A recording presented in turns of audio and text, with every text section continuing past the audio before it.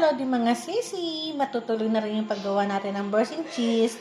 Lalagyan po natin ng mozzarella, salted butter, and then the cream cheese. Dalawa po yan.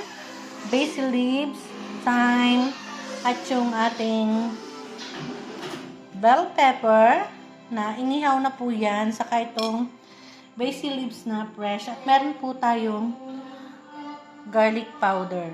Lagyan na po natin yung butter at yung dalawang cream cheese. Ayan ang cream cheese. Lagyan na natin yung pangalawa.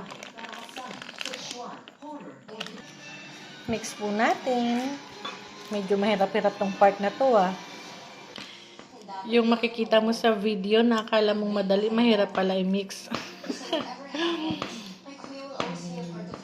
Ayan, okay na po. Nahalo na. Lalagay na po natin ang garlic powder. Lagyan na po natin ng basil leaves. Lalagay na natin yung thyme. Halo kay ube. Halo ng halo. At ilalagay na po natin ang bell pepper. Inihaw po yan para mas lumabas pa yung aroma ng bell pepper.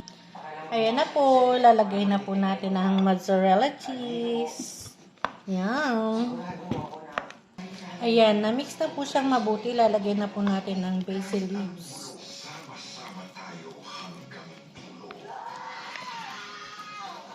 Thank you for watching mga Lodi, mga sisi.